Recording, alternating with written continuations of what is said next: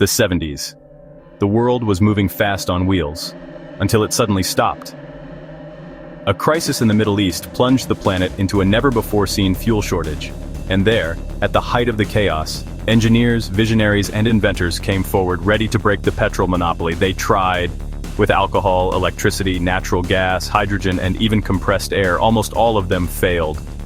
But today, these ideas are coming back with full force, and the question is, could it be that the future had already been invented and then forgotten? In October of 1973, during the Yom Kippur War, Arab countries in OPEC, led by Saudi Arabia, put an oil embargo on the United States and its friends. This was a direct response to Western countries helping Israel. What happened? The price of a barrel of oil went up 4 times in just a few months. Petrol stations ran dry. Factories stopped working. The world realized it was dangerously relying on a few oil-rich countries. Just when things were starting to get better, the Iranian Revolution in 1979 made prices shoot up again. The energy crisis became a common phrase. Cars that used a lot of petrol became symbols of waste. Car dealerships were full of big, unsold cars. Suddenly, being efficient was super important. Small cars were in fashion, and finding other ways to power things became urgent. The car industry had to rethink everything. The oil crises made it clear that finding new ways to power cars was now about survival. The time of cheap energy was over. The world had to change, or risk being left behind. In the United States, the oil crisis hit hard. Used to big cars and V8 engines, Americans started trying out new types of vehicles. Congress put money into electric and hybrid car research. In 1974, the city car from Sebring Vanguard came out. It was a tiny, fully electric car that could go about 60 kilometers on a single charge. Over 2,000 of them were sold. The Electrovet was a prototype electric car from Chevrolet, developed by General Motors in the United States in 1976. The prototype used nickel-zinc batteries, which was new technology for that time. Even with its potential, the car was never mass-produced. Cars that ran on natural gas also became more popular, especially for company fleets and buses. Jet Industries turned Japanese vans into electric vehicles, creating the Electrovan. Electric cars struggled with heavy batteries and a limited range. Charging at home was just a dream. Natural gas vehicles faced a lack of filling stations. When oil prices dropped in the 1980s, the urgency went away. Funding for research dried up. Car makers quietly put their alternative projects aside and went back to petrol engines.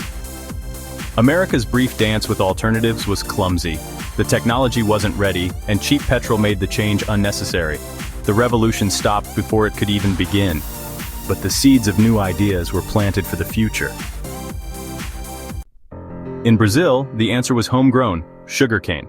The government launched the pro-alcohol program, betting on ethanol to replace imported oil.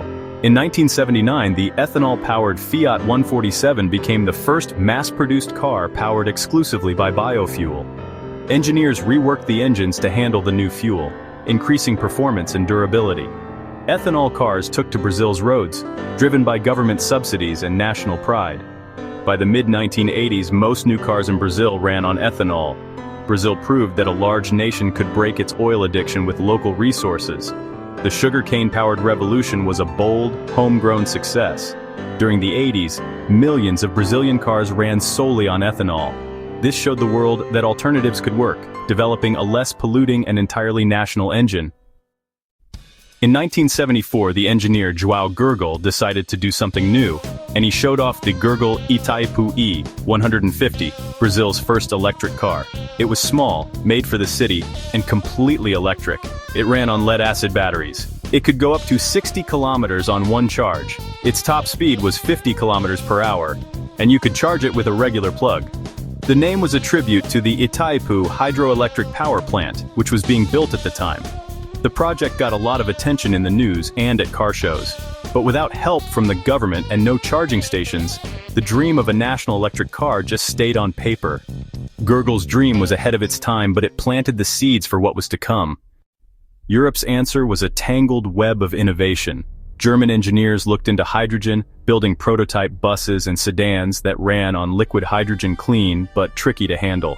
Italy and the Netherlands embraced LPG, converting cars with simple, affordable technology. France and Germany experimented with biodiesel, using vegetable oils in engines. Each country played to its strengths: hydrogen for visionaries, LPG for the practical, biodiesel for farmers.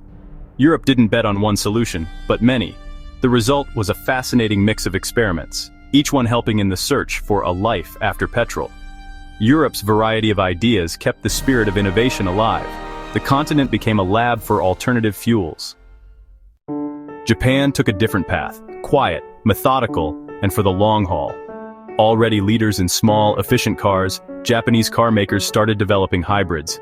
In 1977, Toyota unveiled the Sports 800 gas turbine hybrid, an experimental car with a gas turbine that powered an electric generator. The Japanese saw electric motors and combustion as partners, not rivals. They invested in hybrid technology for decades, even as others gave up. Toyota's patient research would eventually lead to the Prius, changing the world. While others looked for quick fixes, Japan played the long game. Their commitment to efficiency and innovation paid off. The hybrid revolution started in quiet Japanese labs.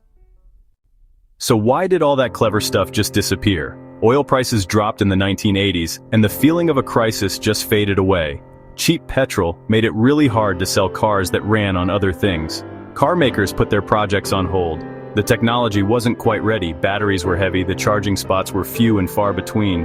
The world wasn't quite ready for a proper revolution, but the ideas didn't die, they just waited. Fast forward to today. Better batteries, the urgent need to help our planet, and new important things have brought back the push for other kinds of cars. Now it's not just about how much petrol costs, it's about keeping our planet healthy. The revolution we forgot about is back, stronger than ever. This time, the world is ready to change. The seeds planted in the 1970s are finally growing. History shows us that new ideas rarely move in a straight line. Today's electric and hybrid cars are direct descendants of the early cars from the 70s. The ideas weren't wrong, just ahead of their time. The oil crisis kick-started a burst of creativity, but cheap oil put a stop to it.